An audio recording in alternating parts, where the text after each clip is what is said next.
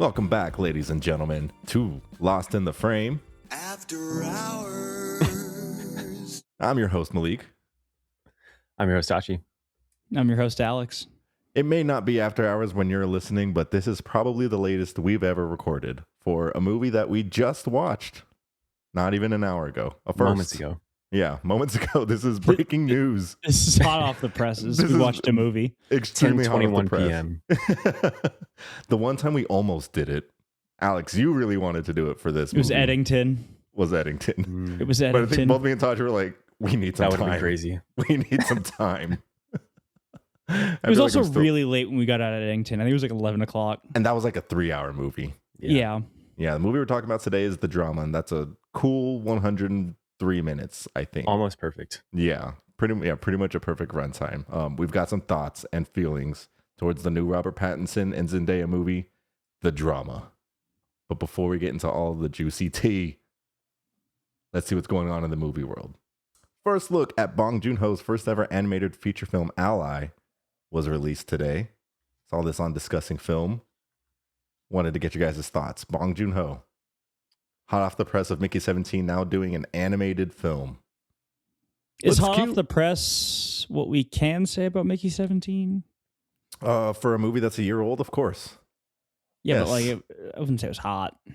It's like lukewarm off the Yeah, I was press. going to say lukewarm. Is our goat washed? No, this is gonna bang. He's I got can time. tell. He's got time. The film follows a squid who dreams of becoming the star of a wildlife documentary, but when an aircraft sinks into the ocean, her peaceful world is suddenly thrown into danger. This is a Godzilla prequel. I'm gonna call it now. I love it. That'd be neat. I'm here for anything Bong Joon-ho does. Sounds pretty interesting. I'm in. Yeah, I'll be in. Yeah. Letterboxd and Black Bear are launching a 4 favorite screening tour for Tuner. At each stop, attendees can record their own Letterboxd 4 favorites at a special installation. Do we know where these installations are gonna be? No. What's Tuner? Tuner is a movie we'll talk about because we had the trailer for it play before our movie today. As I was writing the news, I was like, "What's Tuner?" And then the trailer came up, and I was like, "That's Tuner." So Nice. when that movie's touring, Letterboxd will be right along with it. Cool. That sounds neat. If they come to a city near you, are you doing it? Me? Or Either of you, both of you. The listeners. Probably Oh. gonna be you because you're moving. Okay, well, Austin also has the Criterion Closet. Maybe they'll have the Letterboxd 4 favorites. Yeah, but that was for South by, and South by isn't happening right now. Thank God. Ubers would be even more expensive. Bro's concerned with the cost of Uber. Bring back taxi cabs, cheap taxis. Just hitchhike. No, I'll go next. This next one, the Weapons prequel, Gladys, is moving forward. We talked about this earlier in the week. I wanted Zach- to do it. Oh, you wanted to do it? I wanted to do Go it. ahead That's and why read I it, said Alex. I'll go next. Oh, No, I didn't hear that. I'm you so ruined sorry. it. I'm You so ruined sorry. it. Go ahead. Fine. The Weapons prequel, Gladys, is moving forward. Zach Shields of Godzilla vs. Kong is writing the script with Zach Kreger. Do you think he's going to spend all of Gladys focusing on Millie Bobby Brown and not the big lizard versus the giant ape? One can hope. Maybe one person can hope. I think I know the name of that person. That Millie Bobby Brown casting announcement is going to hit like insane. On Starring Twitter. Millie Bobby Brown as Gladys. Yeah. I think we know how we all feel about this, but for the listeners, how do you guys feel about this? Do we need a Gladys prequel? There's some trepidation. I think it's Stop warranted. explaining stuff, please. Yeah. Mm-hmm. I think She already that was, explained it. She told us the backstory. and I think that's all we needed. Yeah. I'm okay with that. Maybe a sequel with one of the kids being the leading character. That could be something. I want a Forrest Gump style movie with one of the kids, but it's just the scene of him running across the country, but it's a kid who just never broke out the spell, and they're still running to this day. And it's Tom Hanks playing every role. Yeah, they're kind of running through time, The beard's getting longer. Yeah. The world is changing around them, but they're stuck in their same old ways. I think Neat. that'd be beautiful. We could write that. All right, Touch, you got the next piece of news. Yeah, we got some trailers, some notable ones. The Backrooms, based off a video game. I have played it for like an hour or two. It's pretty freaky. It was a game. It's a game. It was a game. Yeah. I thought it was like a yeah, meme. I wasn't kidding. Did they make it a game off the meme? I don't know the meme. I'm not really familiar with like Backrooms lore in general. I just know there's a game called Escape the Backrooms. And, It's House of Leaves for Zoomers. What is House of Leaves? I don't know what that is. Yeah, I'm showing my hands up. I'm not familiar with House of Leaves. All right, so there's this book, all right? It's called House of Leaves, and it's like 3 books within a book. I read it. I read it this year. And it's about this guy editing this manuscript that this guy gave him about this house that grows rooms. Okay. Like one day there's just like a hallway that shows up. And then it goes from there. You know it's what? It's like very, very weird, like meta written book. The formatting gets really weird and it like goes all over the place. You got to read like upside down. I was reading it on a plane and I'm like turning the book like a steering wheel. You have trying to like read it. physically turn the book? Literally physically turn the book upside down to read it. And the guy next to me is like thinking I'm insane. Look at this idiot. Which it's his first day reading. That's how I looked. He just patted him on the shoulder. He said, "Good job, bud." God, what is that? I'm proud of you. No, it's literally like what the Backrooms is. At least that's what it seems. Is this infinite set of rooms that just appear behind something? It might be. I don't remember much about the plot of the game, but yeah, that could be it too. I like the idea of a house that just grows rooms. That sounds great in this economy. You should read House of Leaves. I can't read upside down. Oh. Might hurt myself. Can you read right side up? You got me. You got me.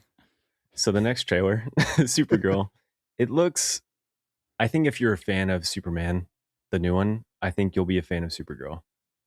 You watched the trailer, right? I did. Okay, I did not. Alex, did you? Nope. Okay. I didn't know it came out, to be completely honest. Yeah, it just looks like a James Gunn superhero movie. So if you're into that, I think you're really gonna have a good time.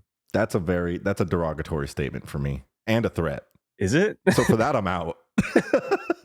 I thought he was like collectively pretty enjoyed. What about a James Gunn Scooby-Doo movie? Does he have one of those? I think what if that I'm a would fan hit. of that? Yeah, I could do a James Gunn Scooby-Doo movie. No, I feel like following Guardians of the Galaxy, people are like once we got Superman and what else did he do? Peacemaker. Peacemaker's good. But I think people think of James Gunn as more like a one-trick pony. I remember seeing the first Supergirl trailer and I'm like, oh, okay, it's another space team-up movie. Is the vibe that I'm getting? Yeah, I think he just really likes his ensembles. I mean, if it ain't broke, don't fix it. But I think he should fix it. Last trailer of note, Masters of the Universe. I don't know if you guys watched it. I did watch this trailer. I did too. It was in front of a movie we saw recently. It was in front of Project Hail Mary. Yeah. That's right. Okay. Yeah. It looks like it's either gonna rip or it's just straight ass.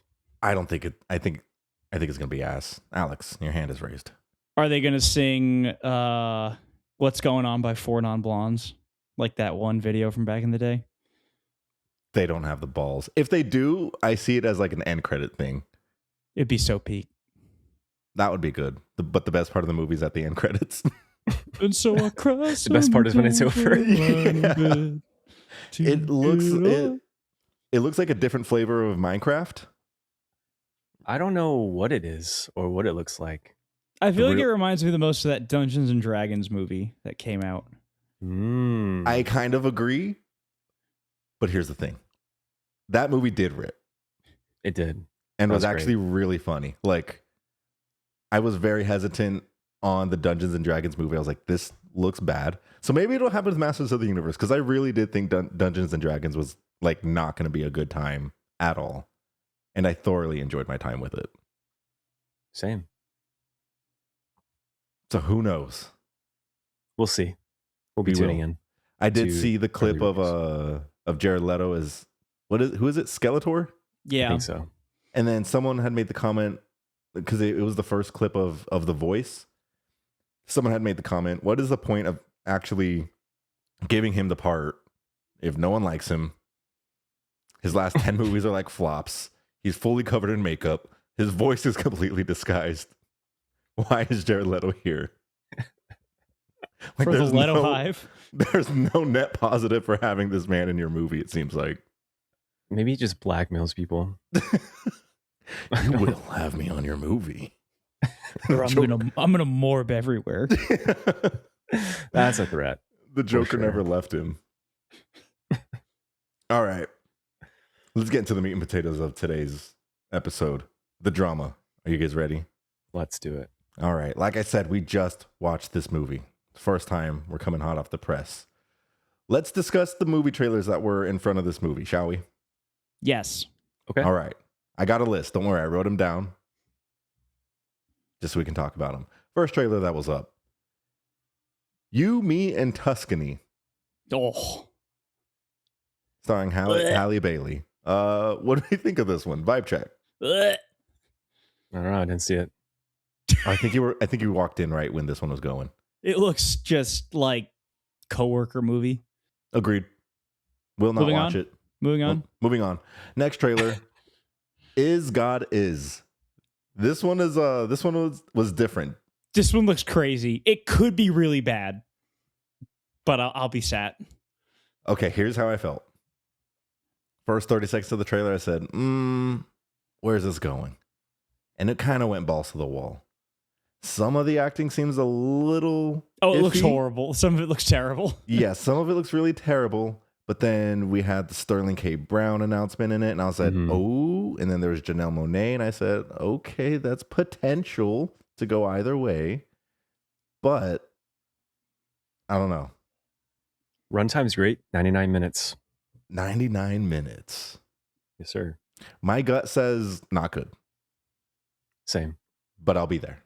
I'll be there. My gut says 3.2 on Letterboxd. new rating system. The next one, this one's been talked about a lot. The newest movie from Boots Riley, I Love Boosters. I think this one just had its premiere at South by. I'm excited. I think we've talked about this one already. I'm pretty excited for it. I think we have. I don't really remember Sorry to Bother You. That was his last film. Horse. But I remember that. That's about the only thing I remember from the movie. I watched that on a date. She picked it. You got weird date Maybe you movies. should start picking the movies from now on. I think he picked Skinamarink. No, I can't. No, remember, I didn't pick it. That's right. I said, ooh, I've been meaning to watch this. And she was like, let's watch it. And I'm like, I don't think we should. And then we watched it. And it had ads because it was Hulu. I know. Anyway, vibe check on I Love Boosters. I'm excited. Okay, got you. Has potential. So we'll see. I like Keke Palmer. I also like Keke Palmer. I'll be there. Next one, Tuner. The one we just talked about for the Letterboxd little tour they're going to do. This one stars Leo Woodall and Dustin Hoffman. There's a deaf guy who... Yeah. No, I don't think he's deaf. I think not deaf. he's too sensitive. He's sensitive to hearing. So he uses his skills to crack safes? Code. To crack the code. Safes. Yeah. For money. To crack backs. So I was wondering what in this trailer it said from Oscar or Academy Award winning director Daniel Roher. Yes. What did he direct? Take a guess. I'm looking right now, but none of this looks familiar. No. Don't look. You're cheating. Okay, none of it looked familiar. I'm off the page. Like, you're asking what did he direct that got him Yeah, like I'm an quizzing Academy you. I'm Award? Was it quizzing you. Academy Award nominee or Academy winner? Award, making him an Academy Award winning director? Was it a short film? No. Was it? I don't know. You want me to just say? Yeah, did he write Please. something? No, he directed a documentary about Russian opposition leader Alexei Navalny. Oh. I think going from that to a movie like this is, I'm impressed. I'm very intrigued. I didn't see Navalny. It's got good ratings. I heard really good things about it. I'd like to watch it one day. I'm very intrigued by Tuner. I'm excited for it. So I had not seen anything about it until now. Is Same, this it his looks pretty first good. feature film? Maybe. I can't really tell if this Blink movie is a feature or another doc because there's a couple documentaries on here. But I mean, the movie looked interesting. Yeah. I'm in. I'm in. Looks pretty cool. All right, last one. The new Olivia Wilde movie. Guys, she's back. Hot off the press of Don't Worry, Darling. Movie is called The Invite, starring Olivia Wilde, Seth Rogen, Penelope Cruz, and Edward Norton. Do you think she started dating Seth Rogen for this one? No.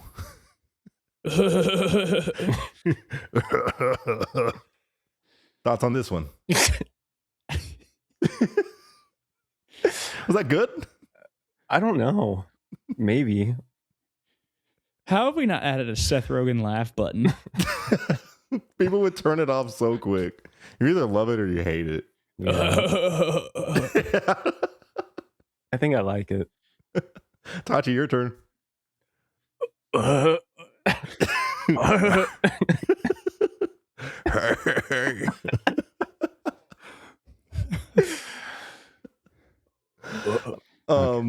done. I'm in for this one. This kind of looks awesome for me. I gotta don't admit. know. I think it's towing a real fine line of where it's like Is God Is, where it's like, this could be horrible. It could be Dwayne Johnson in Moana, or it could be Dwayne Johnson in Smashing Machine. I think that's what we're dealing with here. I think it'll live somewhere very comfortably in the middle. I'm putting stock in this one early, guys. So you're betting on it being mid? I'm betting on it being pretty good. But we didn't like the Smashing Machine that much. Maybe he was good. I took Okay, he Tachi's was as good, he just was The good. Rock because he is the best part of that movie. So that was kind of like a high tier The score. versus low. I think it'll be pretty good. I'm in. One location, it looks like, with 4 great actors. 3, I don't know about Olivia Wilde. 2? Do we know That's about the Seth one we're Rogen? questioning. Who are we Seth Rogen? Who are we questioning The here? beautiful acted movie that was Sausage Party. Hey, What is Seth Rogen's best role? what is Seth Rogen? I think he has a TV show that's supposed to be really good. I haven't seen that. The studio Admittedly, is I haven't really seen good. that. Okay, hold on. Let's look at movies. For his best role is in The Interview. He's also good in 50-50. Yeah, but that doesn't mean he's Edward Norton or Penelope Cruz. Oh, I'm he's in not the saying he's on Fablemans. those. Seth Rogen, he has it in him, though. Apparently, he was in Donnie Darko. And Step Brothers? Who was he in Step Brothers? Whoa. Bro, I remember watching Sausage Party in high school. That's all I'll say. Wait, that came out when you were in high school? I think so. I swear I was in college when that came out. Okay, no. I was not in high school. 2016. Wait. He's in a Chip and Dale Rescue Rangers movie, and you gave that 4 stars, Malik. It was fun. It was Really? funny. Yeah. Okay, I'll watch Bro, it. they have a cameo of Ugly Sonic in that movie. Oh, nice. Anything Okay. that actually has Ugly Yeah. Sonic played by Tim Robinson is a 4-star for me. Let's make that very clear. That sounds familiar. Okay, I just added it to the watch list. Okay, Anyway, what are we doing? meat Seth Rogen? potatoes. Yeah, we're supposed to be talking about the drama. Okay, guys. Enough horsing around. Jeez Louise, let's get to the drama. Hold on. I got the Jeez. synopsis right here. The drama is directed by Christopher Borgli. It came out today. April 2nd. A happily engaged couple is put to the test when an unexpected turn sends their wedding week off the rails. Starring Zendaya, Robert Pattinson, and Alana Haim. Guys, expectations of this before we get into our letterboxed. Go ahead, Alex. All I knew was that there was a twist, and so I did everything in my power to avoid finding out the twist. Same. And I was very successful until tonight when I had the twist spoiled for me by the movie. The movie spoiled it for me. Yes, that's exactly where I am.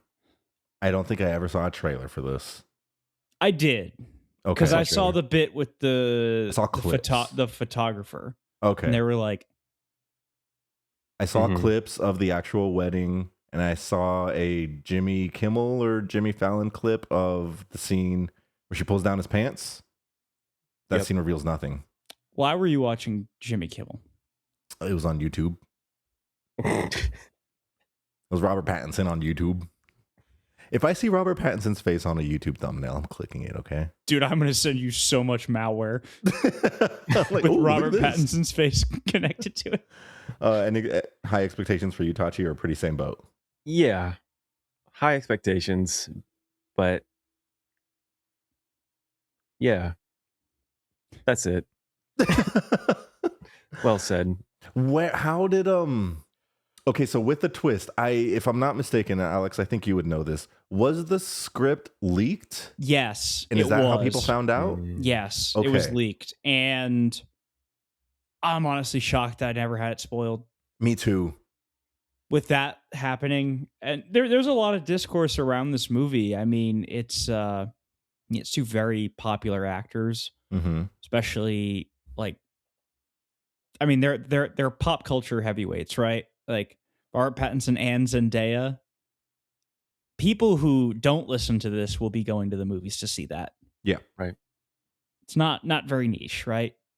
And so like this was something I heard about like in conversation. People would bring it up like, oh, excited for the drama, like, oh, like I'm gonna go see it. So not having it spoiled, because at some point you'd think someone would be like, oh, is that the movie where Zendaya and Robert redacted? Yeah, redacted. We will be talking about the twist, and we're going to give you a heads up when we do. We're going to try and keep it as spoiler free for as long as we can, but as long as we can, we will try. It won't be long. It'll be like 5 minutes. But I mean, if it's a spoiler for you to know that there's a twist already, then go ahead and stop listening. Go watch it and then come back. Welcome back. I hope you enjoyed the movie. Let's do our letterbox Love Like Loathe. Let's do it. Tachi has our 5-star. I have a 3. Alex has our 1. All right. This 5 stars coming in from Shania O'Brien. Makes Would You Still Love Me If I Was a Worm seem like child's play. I would still love you if you were a worm, Tachi. Aw, Alex. Blush. Our 3-star comes from JOJ66. This movie answers the hypothetical of not even Batman could get this info out of me. Our 1-star comes from Christian with a text butterfly somehow. I think that's a butterfly. Christian with a K. This was so bad I wish I could erase it from my brain. A24, you suck more and more every movie. How are people rating this 4 stars? Say psych. ... No depth. Seriously terrible dialogue, and the plot was never cemented. ... There was genuinely no real plot. ... So what was the point? Casting Zendaya and Robert Pattinson doesn't make this film enjoyable or make up for how truly terrible it was. ... I'm mad I wasted my time seeing this, especially because I was at first so excited. Way to ruin my whole day. Smiley face. Full offense. If you thought this was good, yikes. 5 likes. You know what we have to do. You check the top 4. We got to look at their top 4. I think with whoever has the privilege of being our 1-star review for whatever movie we're talking about. Okay. We're looking at your top 4. No, it's not even the top 4. Super Mario Galaxy, they apparently also saw that tonight. 5 stars. I can't say anything because I haven't seen it. But come on. This is the But come review. on. I should have seen this one before the drama, not the other way around. Anyway, I love you, Rosalina, my perfect little princess angel. Wow. The top 4 are The Little Vampire, Okay. Heart and Souls, Eternal Sunshine for the Spotless Mind, Oh no. and Scooby-Doo and the Ghoul School. What is that? What an interesting top 4. Scooby-Doo and the Ghoul School was like, I think it had Scrappy Doo in it, and it didn't have Fred, Daphne, and Velma. It was just Shaggy, Scooby, and Scrappy. Bro, I don't remember Scrappy. liking it that much. Oh my god, it's so far down the Scooby-Doo movie list. It's from 1988, that's why. Wow. Deep Old cut. ass. Unk. All right, is that the review? Can I That's the continue? review. All right, I want to open this up by talking about the director, Christopher Borgli. The only other movie I am familiar with from this director was 2023's Dream Scenario with Nicolas Cage. Did you guys watch that one? Yep. No. You watched that one, Tachi? Yeah, it was good. You liked it? Mhm. Okay, I also really liked it. I kind of want to see what he has a couple other feature films. A lot of these look like short films. I'm very curious to watch these other movies now. I want to know what's going on in this guy's head. I feel like he utilized some of the unsettlingness of that movie. What was it called? I just forgot. Dream Scenario. Dream Scenario, yeah. I feel like some of that was used here in the drama with like some of the editing choices. So that was kind of neat. Make So that this connection. is movie 1 of 3 this year with Robert Pattinson and Zendaya. Kind of crazy. So yes, I watched the Jimmy Kimmel YouTube clip with Robert Pattinson. I was just very curious because like I was staying away from any type of potential spoiler talk that I could with this movie, but I wanted to hear both Robert Pattinson and Zendaya talk about the movie. And from the clips and interviews that I would watch, it was very brief, the conversations when it came to the movie. They'd show that like a 10-second clip, obviously gave no context to anything. And they were always they always just like ended the interviews with yeah, you just gotta see it. And that's kind of it. And so I was just very curious what the twist was, but how should we open this without getting too deep into spoiler territory first? The twist was a blast. Okay. Were you blown away?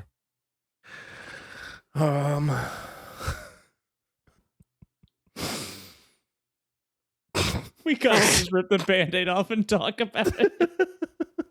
Do we have We to? can talk about some other have. stuff. I don't think we can. Okay, It's we the can first talk 15 about other minutes. stuff. We We can talk can. about other stuff.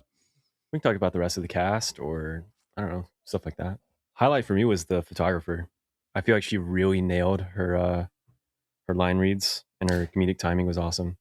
There are 2 really good supporting roles in this. That's a really good shout out. I'm also going to shout out the DJ at the wedding. Oh yeah. Oh yeah. He was awesome. He was Both awesome. of these actors had 2 minutes and they went to work. They sure did. They really did. I want that DJ at my wedding. You a gearhead? If I got a guy showing up telling me like, dude, this is the equipment I brought, and he's like stoked, I'm locked in. it's going to be the best DJ set ever. In any other situation other than what they are presently going through and having this conversation with the DJ, I'm giving this guy a high five. And I'm happy he's there. His name is Jeremy Levick, and he was also in Dream Scenario. Oh, no way. I think the director just liked him. Is he going to be our new Josh Bone?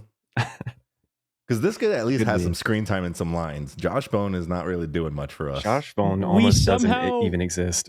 We somehow hyped up Josh Bone for months, watched Marty Supreme, talked about Marty Supreme multiple times for the award ceremony, and not once during our entire Marty Supreme discussion did we ever bring up Josh Bone. I think this is the first time we've talked about him in months. Yeah. Shout out Josh Bone real quick. We love you, Josh. We're changing our group chat picture to Jeremy Levick. He's our new goat. I don't want to play with you anymore. There's also something called Rap World. Oh, I'm from there.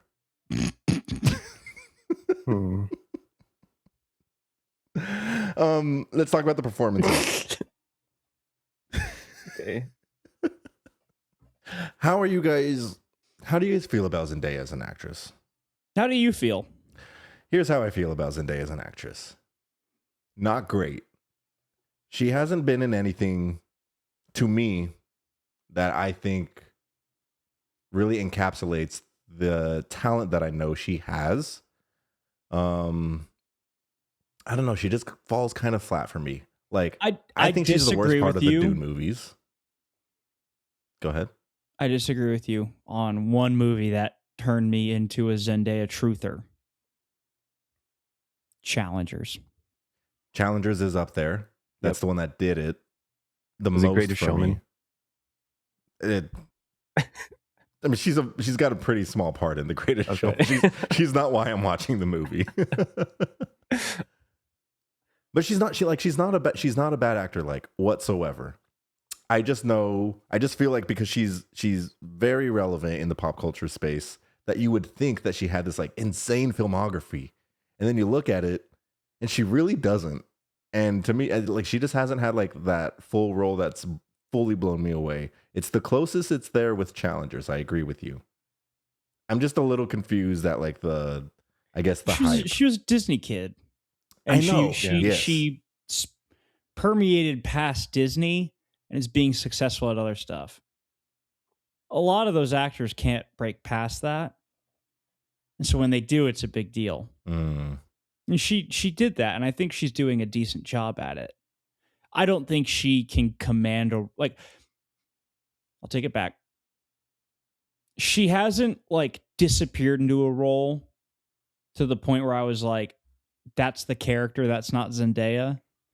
But Challengers, I think she did a really, really good job at breaking her stereotype and playing a villain. She played a really good villain. A very believable one, too.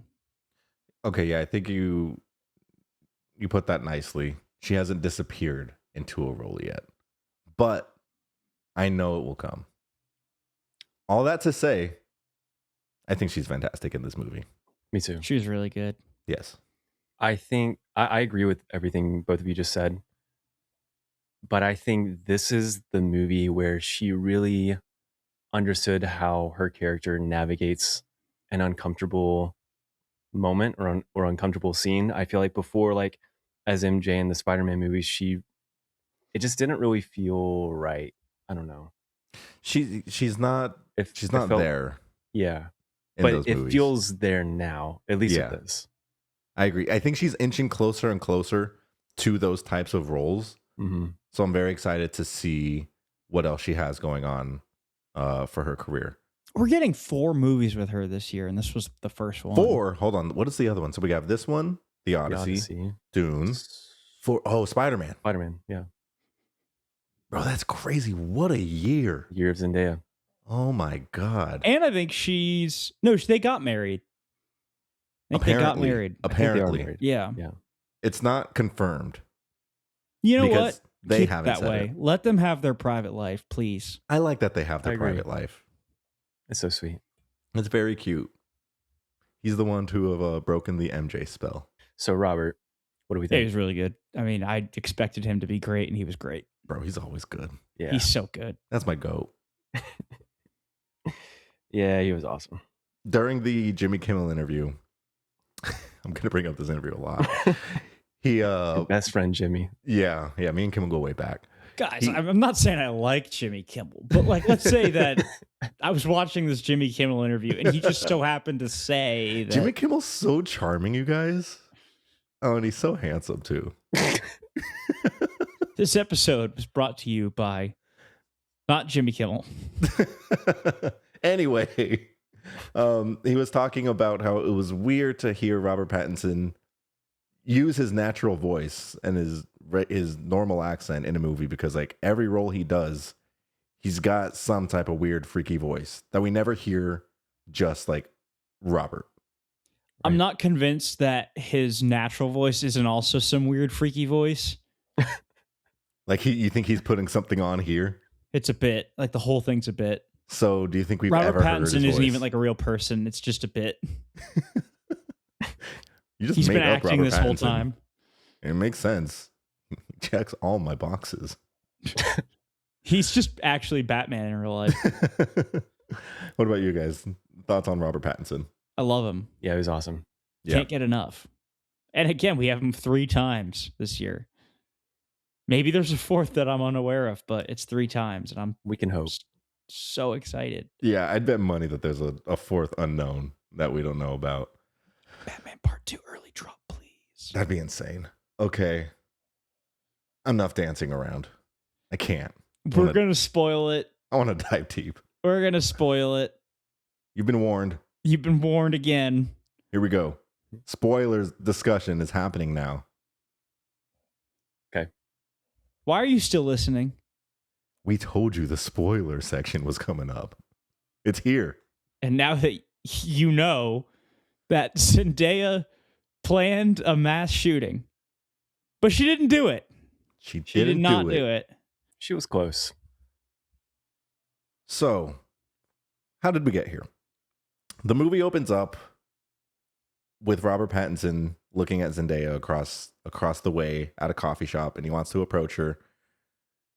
Does a smooth move of taking a picture of a book. I don't think he needed to take a picture of it. Nope. You couldn't just memorize that real quick and type that into your phone to strike up a conversation with her. Stadium pulse was high. He needed to do the safe play.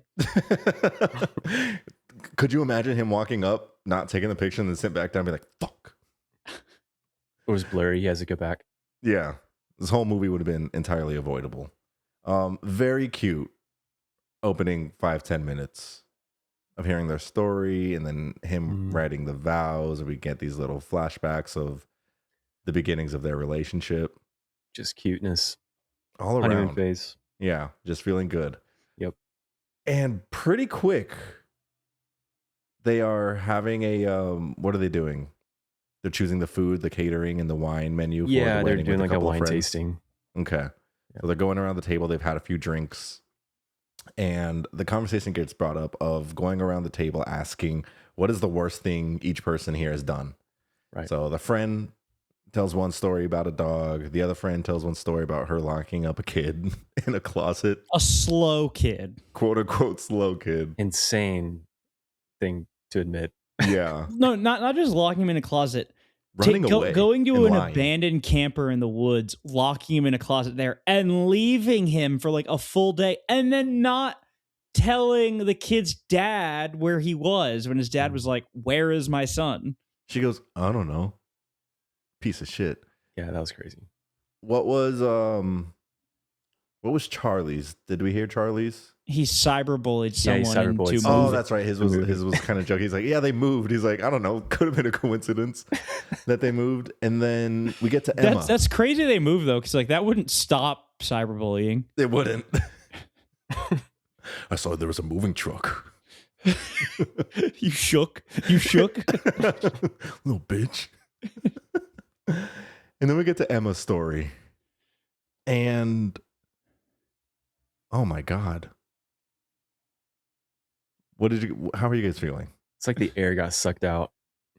They couldn't believe it. Yeah.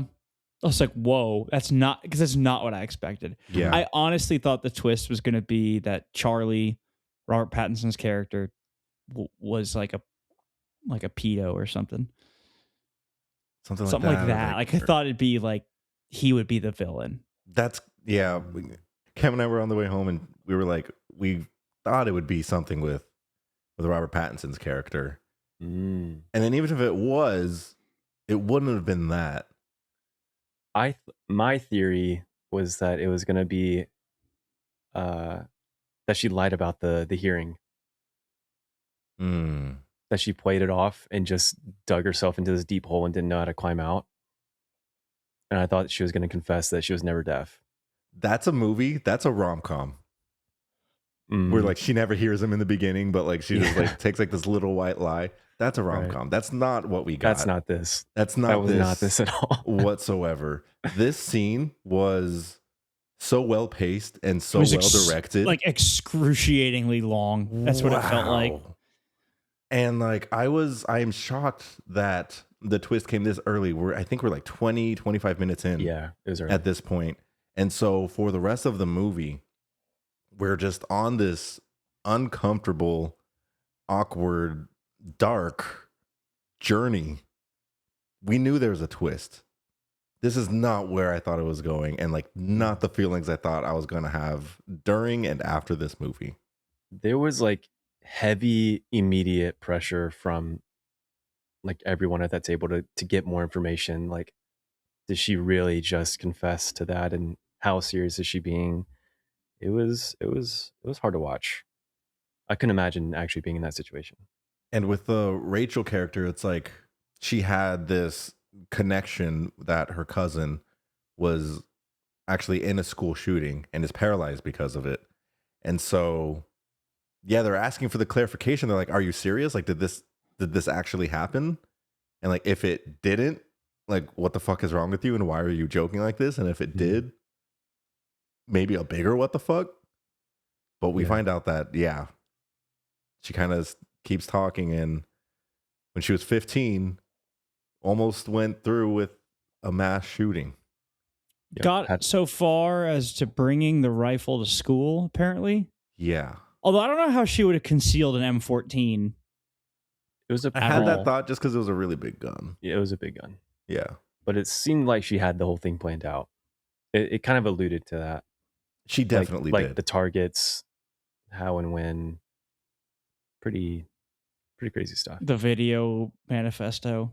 Zendaya does a really good job at kind of reconciling these past emotions and like this like blank reaction she has on her face for like starting here and for the rest of the movie. I think she plays really well, along with the just awkward, I want to know more, like really like dive into what happened of Charlie. I think play very well into each other. Like they both, Zendaya and Robert Pattinson, really hold a lot and carry a lot for this movie, and I think they make it work very well. And the movie does a really good, like, if you told me what the twist was, I wouldn't know how like the tone of the movie was going to handle that, but surprisingly like comedic. At least that's how our theater took it.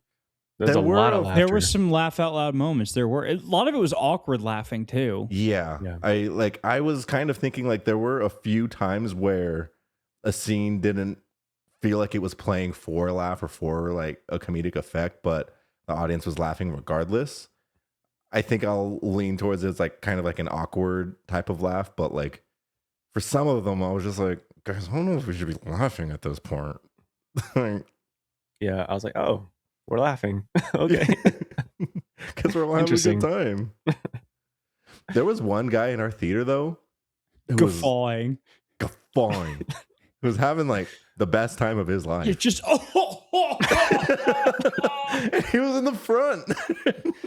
I love a good guffaw. I'm a sucker for it. Kind of like a repulsive laugh. Not in a bad way, like in a cute way. In an I love you way. In a cute way. I have a question I want to pose. So okay. Pose. You're throwing it to me, you're immediately gonna get it thrown back to you. How do you think this movie handled its subject matter? Because I was on 1-star duty today, as you heard, and a lot of the 1-star reviews that I heard was like, this glorified school shootings, this made light of shootings. Here, let me find some quotes. The way that it handles extremely serious subject matter, especially school violence, is not only irresponsible, but borderline offensive. It feels like it romanticizes and aestheticizes something that should never be portrayed so carelessly. Did you get that at all from this? I see where they're coming from, but that feels a little obtuse to me. Like, it feels so intentional that they are making light of like the manifesto sequence where she just can't get her camcorder to record her final message or whatever. And that just seems like the purpose is to make, well, I don't know. I guess I need to be careful here. I guess to make their reasoning seem, I don't want to say silly, but I don't know what other, You could say it. yeah, Silly. yeah, I get what In the you grand scheme of things, it's like, what? right. Yes. That's what did it, right? Yeah. I mean, not to say that there's ever like a right reason to do it, because there isn't. Mhm. But, you know, when we look back on stuff that we were upset about as kids, I bet a lot of it we're like, are you kidding me, man? Mm-hmm. Like, this is what you were making a mountain out of a molehill about? Now, I hope none of us planned a school shooting because of it. Right. I can say confidently that I never did. I have not. I have not either. You're a little slow on the draw there. You're a little slow on It's the 'cause- draw there. I have a confession to make. And it's not that I have thought about this. It's that I always thought, and I'm sure this is not an original experience, but I would just be sitting there in class in like 6th grade or 7th grade. And I would just imagine like, oh, if there was a shooter, like I would block the door for everyone. Like, You're the hero. like I'll be the hero here. I'll take the bullets for everybody. And I don't know. That's what I was considering is the complete other side. Yeah, Be the hero of the we, day. we've Yeah. all had that. It's like, Yeah. what would happen if it's like you're downtown? It's like, I'm Right. gonna fight the mugger. Like, Right. I agree with you, Tachi. It does feel like that's the point that they're trying to make here. This movie is going to have a lot of discourse around it Mhm. over the next few weeks. I can guarantee that the tweets are probably firing off like as we speak. It's a very hard conversation and subject matter to handle, and I think there are a number of ways you can do it. There's a number of ways that people have that deal with it, that have lived it. We see it constantly, and so I think this, out of many and many more that we'll probably see, are conversations about like the feelings that of the problems that we have with school shootings. Like it's addressed directly in the movie. Like once they kind of start having the first conversation, Emma and Charlie, Emma kind of starts telling him some of the things that were happening to her in school, and then it cuts back to him and he goes, "Oh, that's it?" And she's like, "Oh, well, there were like other things." And then she's even talking through it and she's like, "I don't know, like I think I just like," she even says it, she's like, "I think I like the aesthetic of it." Mhm. And then later on, Charlie's having the conversation with the friends, saying like, and he says it kind of in a joking way, but I think that's kind of where a lot of the conversation is. It's like, "Oh, well, it's like, isn't that just like our culture?" And then Rachel's just like, "Our culture," and kind of like writes him off with it, but like, isn't it? He's not really off base And for that's American the thing. culture. Yeah. And that's the thing. So I think people who won't like this movie because of how it handles the subject matter, I think are valid in the critiques. From my point of view, I just think it's one of many ways you can have this conversation. I don't think it's glorifying it in any way. I think it's asking a very brutal question that they even ask in the movie. It's like, who knows how many people have had thoughts like this, Yeah. and didn't even come close to it. Like, yes, Emma came pretty close to it, and there's maybe, I don't think not a lot of nuance like with her, like with this, but like the thousands of people that potentially have, that are just kind of walking amongst us. Mhm. Like, then what? I think for me, I'm reading like a lot of these, and here's another one. And this person's review, I get it from their perspective, but there's a sentence in here that I'm not trying to like cherry pick their review. I'm just saying like this, I think perfectly encapsulates a lot of what I'm seeing. It says, not one time did anyone make any point even relating to guns being part of the issue or trying to understanding of why would do something like that. Okay. I think you get what I'm trying to say. Yeah. But I think a lot of people who are giving this a negative review for the reasons we've discussed are giving it a negative review, and I think they're missing the mountain for the molehill. This isn't a movie about school shootings. This isn't a movie about gun politics or like any sort of statement about like that. In the context of that, like, yeah, I get it. It's very surface level. Like, it doesn't ever like say something about that. It's just sort of the vehicle to have a discussion about two things, really: growing up online and the capacity for forgiveness. Now, the first one I'll touch on lightly, but we all come from a generation, I'm sure we can relate to this very much, of being able to access a lot of things that we probably shouldn't be able to access fairly young, at a very young, impressionable age, and they hit the nail on the head. It's like your brain doesn't hit, full development until 25. Now, that doesn't absolve you of any sort of culpability for anything, but someone who is 14 and stumbles across some sort of dark internet group online may not understand the gravity of, in this case, taking a human life or multiple. They see it as like a way out or like an aesthetic. It's something cool. It's edgy. You're an outlaw. And there are real people who do this. There are forums online dedicated to idolizing the Columbine shooters. And I'm sure there's many more out there. Like, I mean, and this isn't unique to school shooters. People do this for serial killers. I mean, the amount of people who wrote Charles Manson, Richard Ramirez, Ted Bundy in prison, like being like fans of them and even continue to be like fans of them now, it's disturbing. It's very disturbing. But anyone can just access this and fall into a rabbit hole. And when they're young and impressionable, they don't really understand the gravity and the weight of these things. You can easily get into a frame of mind where you're having very destructive thoughts and you don't really understand it at all. Now, where I think this movie really succeeds in telling its story is it's all about having the capacity to forgive. Because Zendaya did this very bad thing. Emma did this very bad thing when she was a kid, but she didn't actually do it. She, for better or for worse, had a thought crime. And I'm not absolving her. I'm not like saying, oh, it's fine. Like, she's all good. It's just a little thing. But at the end of the day, she didn't actually shoot anyone. She didn't pull a trigger. And in fact, she made great steps to oppose that after the fact. The movie divulges almost like accidentally that she became this huge like gun safety advocate, like anti-gun violence advocate.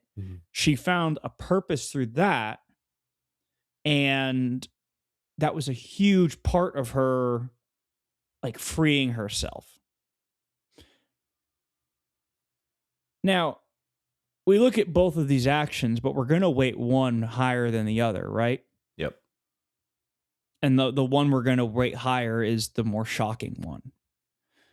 But I personally feel, and this is where this movie really succeeded for me, I think the other one is just as hard, right? Especially if you're in this frame of mind. And that's really what this movie is handing us on a silver platter. It's saying, do you have the capacity to forgive someone who did something like this? And it's a hard question to answer because forgiving is hard. But I think that she is not the villain of this movie. It's a very tragic movie, and I think she is wholly mistreated throughout it. Because this is someone who is striving for forgiveness. She's taken active steps to do the right thing and mend the situation, going so far as to throwing away a $3,000 gun. That is not a cheap weapon. If it actually is an M14, I got like, you can see it for like 5 seconds. That's an expensive weapon. Throws it away in a swamp. Actively, trying to take it the steps that someone her age could take to get, gun violence to go away, which is not much, sadly. And moving on from that part of her life, doing like philanthropic work. That is someone who absolutely should be forgiven. And she is immediately thrown to the wolves. Immediately. Mhm. And it was so sad. Now, the movie never ever addressed if she actually like went and got help for this, like therapy. There was like one throwaway line that was like what did you explore like the cause of what this could be? Yeah. But never so much like dealing with the aftermath. But obviously this is something she feels very guilty about. And she's trying to move on because, she's taken the worst moment of her life. And now like instead of like trying to fix it, now it's ruining everything again. When again, she didn't really do anything. Mhm. Like there was no material effect that this had on the world until now. Mm-hmm. Again, not saying that's right, but it's saying, should she be forgiven for this? And I think she should. Do you think she should, just to play devil's advocate here, we see the reason she doesn't end up doing it is purely coincidence. Another shooting had happened. It's whatever it may be, it still was enough to let her know the gravity of her situation and immediately try and rectify it. Mm. It's the hardest hitting scene for me is the one where she breaks down and cries in the gym. Because in that moment, I'm like, wow, that child actor, phenomenal. I don't know who that kid was. Yeah. They did a great job. Yeah. Mhm. For sure. Because in that scene, no words were exchanged, but you could tell this kid just had the weight of the world hit their... The amount of guilt. Yeah. Like frontal cortex. And the guilt of what if just completely weighing on her. What if? And it's one of those things. I was like, that's why when I'm seeing this, I'm like, this is not what the movie's about. The movie's about, can you forgive this person? Can you forgive something, or can you forgive someone who did something but truly regrets it? And it's up for you to decide, right? Do you think this person deserves forgiveness? It's their relationship at the end of the movie, and it's before they're making this lifelong commitment. I mean, in their vows, it's till death do us part. Like there's the words you can speak, but the actions you take at the end of the day is what matters. So I agree with you that ultimately is the message of the movie. It's like you're making this lifelong commitment to someone. Like, are you a person of your word? Like, are you really like about your word at the end of the day? And going back to her child version really quick, I really love the scenes where it's after all the conversations have happened and Robert's like trying to process everything that's been discussed and his thoughts and his feelings, and he's like walking with the image of younger Emma and just like kind of walking through life or his days through the city with her. I don't know. That was pretty neat to me. I thought those things were very effective in showing us a glimpse of like Charlie's mind of maybe trying to like reconcile with the fact of like what she did. Like, I don't know, because she was a kid. And so I just thought those scenes were very effective too. I think that's a good shout. The wedding scene. Let's talk about the wedding. Oh, we reached uncut gems level of anxiety. Yeah. I wanted to leave. I wanted to leave too. Cam held my hand. Alex, I saw you bring your legs up. I put my head down. Tachi, I don't know how you and Julie were moving, but like the entire theater just like as a unit just shifting in their seats, just like bated breath. There were moans. People were groaning and moaning. Like, oh, wow. Wow. Oh my God.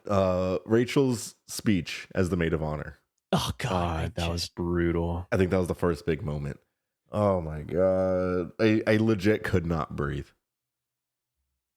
What Very did you think tense. of Rachel? What do you think of her character? I like her character as being almost like the voice of the of like the negative reviews that we're already seeing. Like Right. the director like anticipated some of the backlash that he's going to get because real people have been affected by these real things, and there's going to be these real conversations that are happening. So I thought it was really great to put in a character such as herself that had a very close family member be affected by a mass shooting. Yeah, So it brought it's a great choice. Yeah, it brought a lot of weight and a lot of necessary conversation and tension between our main characters. So I thought she did a great job. Just to deviate for 1 second, that scene with Robert and her cousin on the street Also brutal. was painfully awkward. I was just like, what are you? I was like, What? spit it out. Yeah, I'm surprised it never came up again. me too. Yeah. Like that. Like, what was he trying to do? I don't know. I It don't was- know. Oh, I was like, horrible. what is the goal? He was like trying to adjudicate Emma's side of things before like, it even happened. so poorly that like the only thing that comes out is you're gonna really like Emma. And she's like, all right. She wasn't even there, I don't think. No. She probably was like, I'm not going. Like, that was No, she fucking wasn't weird. ever invited. She was Oh, okay. going to lunch to give permission for Rachel to go. Oh, got it. That's right. Yeah, that was crazy. But yeah, so the speech happens, and then there are whisperings. She's in the bathroom alone. Hears some more whisperings. All the whispers in the walls are Yeah. just, they were like creeping in my skin. And she hears like school shooting like outside of the bathroom door and like confronts her too. She's like, we're just It's having a not conversation. funny, but just the way he said it is just like, imagine you're like at work or something, you're in like the bathroom, you know, like hiding from your responsibilities. You're like, school shooting. Like, This it's not a funny subject, but like this movie, it did such a great job at getting you to uncomfortably laugh. Yeah. Cause like none of it's really like funny. Mhm. It's just so like it's just like pushing for any sort of reaction from you. Yeah. I mean, it literally happens with like one of the, like, I think a day after Charlie finds out this news of Emma, he's upstairs like taking a shower, and then she comes up with a knife and he has this reaction and she's like, why do you look so scared of me? And he's like, I'm good. She's like, did you think I was gonna stab you? Like, you thought I came upstairs to stab you? Like, just trying to see like how ridiculous that was. But like, he's valid in feeling that. And then she like rushes him like and fakes him out with a knife, like think it's a joke, like ha, but like, and then we laugh, but like in that situation you're just like, who am I living with right now? Mhm. Like, as he's like tackling this. Y'all ever seen that OJ video? Oh yeah. With the interview when she opens his makeup room and he's Oh my god. she's like, I think he was trying to make a joke. Pretty much same thing. The dad has his toast to his daughter. I was terrified. That he was going to be like, oh, one of the characters she played was like this cowboy gunslinger. Yeah. I would have thrown up immediately. I would have, Yep. just One thing I kind of want to Ugh. bring up real quick on the topic of him talking about her being able to play these different characters, and this was kind of the thing she did. She also brought this up, talking about the aesthetics of her as a 15-year-old wanting to do this, that she saw that side of her like as a character. She says that at some point in the movie. Alex, you were just talking about this whole idea of forgiveness, and that yes, this is a tragedy and she should not be getting like the flack that she is, and the story at its core is about forgiveness. Well, What if like it's not so much. Well, let me clarify something before we continue this. To forgive is not to forget, right? yes. There, you can forgive someone and still expect consequences. Yep. So, if she's going to receive flack, like in this case, she's going to receive flack. Yes. But are you going to be one of those people that gives it to her? Yeah. I guess my question would be like, try to put yourself in Charlie's shoes. Like what are you guys doing in this situation? Are you believing, yes, we have all these years of work that we see that she has done to better herself, but like, what if like this is just like another character? Like, well, it doesn't. I actually thought about this on the drive home. It's like, what would I do in this situation?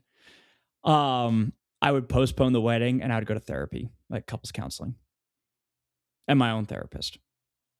That's and have logical. her go to one too. Are you I think saying that's the only way to do it? Are you saying if Emma is like adult Emma is a character? No. Well, I'm saying like this. That would be the only way to figure it out, right? Oh. Some like a trained third party needs to take a look at it. Mm. But I think the willingness to communicate and understand her perspective is probably the best first step. I would say that she calls it a character, trying to compartmentalize it. I'm not a psychologist. I'm not a therapist. You said you were. Oh, I mean, yeah. When you pay me for that, like, yeah, okay. I'm one. Then that's different though. He's my therapist, guys. Yeah, my PhD is it doesn't go all day. It's like a 12-hour thing. It's not 24 hours. That PhD. Yeah.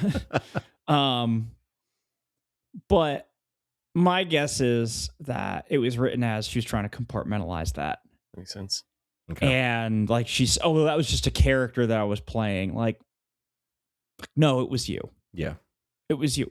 And I don't necessarily think that she's wrong for doing that. I just think it's a way to cope. A trauma response to exactly. it. Okay. God, this movie is so layered. I think it's so well written. It's so interesting. It's such a neat concept. It really is. Like, I mean, I want to like just talk about this for hours because I think it's such an interesting question. Mm-hmm. And it's one that I don't think really gets brought up all that often in media. It feels like taboo. It does feel like taboo. And not just because the subject, I mean, just like this, like I'm trying to think of like another movie that deals with something like this. And because a lot of like the things that you see in like couples movies about like forgiveness is like a cheating thing or like, oh, he did this bad thing. And it's like, oh, it's not that bad. But I mean, this is like a really serious, like bad thing that somebody did. It's interesting. Like I just, wow. Someone listening is going to be like, God, this guy huffs his own farts way too much. Like he thinks he's so smart. And I'm not. It is a very interesting movie. Like it poses a very big question. I think a question I've never really thought of, but someone asks it and you're just like, oh yeah. Have you? Has anyone? Have I met anyone that has had these thoughts? What would I do? What would you do? It is very interesting. Or if you've had dreams of it. Or dreams. I think dream scenario tackles not this subject matter, but like just the dream state of things. Mm. It's like we talked about in the Eyes Wide Shut episode. Like, are we our thoughts? Or just our actions? Who knows? Are we not men? We are Devo. What is that? A band. Oh. All right, guys. What else? Closing thoughts? I loved the camera shifts, like the way that like bounced around and like fractured and things like that. Mm-hmm. I thought it was really well done. I can see why someone would hate it. I really liked it. This was shot on film, right? I feel like it was probably shot digitally to look like film. Okay. I saw an artifact at one point though, like an actual. You can put in artifacts. quote unquote artifacts. That's where I'm putting my money. I could be wrong, but regardless, I thought the movie looked beautiful. Yeah, Yeah, it was great pleasant to the eyes. cinematography. It was a lot of close-ups though.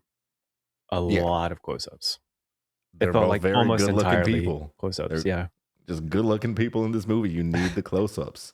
I don't know if you guys saw one of the marketing stunts that A24 did, but basically they were holding, what was it? I think they made a chapel, if I'm not mistaken, in Vegas where people can get married for free for like a day. They're like, come down to the A24 chapel and get married, sponsored by the drama. And then Zendaya popped up at a couple of the weddings and like took pictures of it. And the context of her doing that, now knowing this movie, is hilarious. Were they like real marriages, like legally They were real marriages. They were like, come down to this address on this day, and like you will marry you like free of charge. Like you get a free wedding.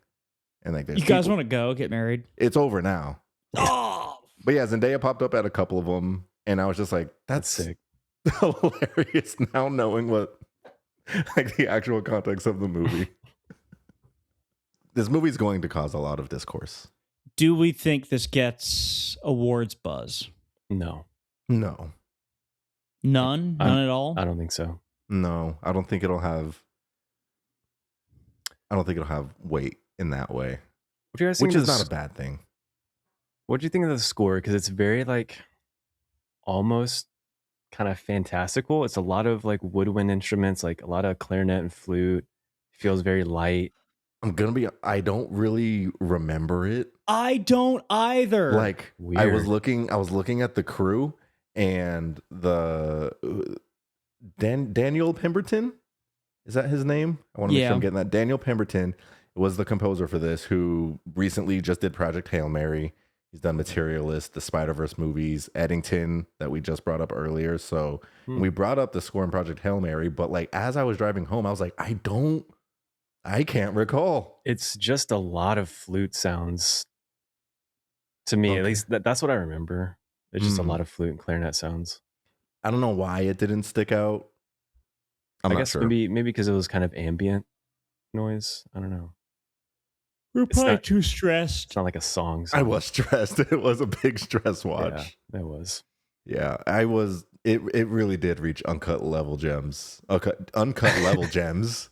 Uncut gem levels of anxiety It's late, guys. for that last act. It is 11:37 Central. It is. We're running. I yawned into the mic. All right, let's We're close it running out out of then. gas. Anything else? Are you guys ready for ratings? I don't know if I can rate it yet. I forgot if I'm being about ratings. honest. I was like, are we going to be able to rate that quick? I'll say this: it's at least a 4 out of 5. It's at least. For sure. It could be a 4.5. I'm comfortable It with won't that. be anything below a 4. I think so too. Mm-hmm. It evoked pretty strong emotions out of, I would imagine, 90% of the audience today. Yeah. It's a very provocative movie. Mm-hmm. I don't think we'll have one. This is this year's Eddington, Oh, for better or for worse. It's that provocative. I'm going out on a limb. Wow. It's not too crazy to say. You know what? Let's keep a lookout for what people think about this movie. Guys, there's a new framey Eddington of the year. We'll lock it in. All right, so we're not going to do our ratings. We're just going to keep it TBD. Sure. You know what, listener?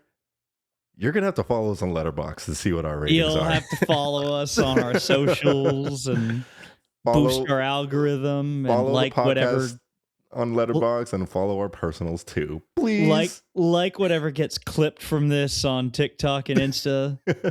I won't be in my pajamas the next time, I promise. You weren't in your pajamas last time. Yes, I was. You were actually in your I pajamas? was actually in my pajamas You in look the good clip. in your pajamas. I look good everywhere. What a handsome guy he is. Alex, everybody.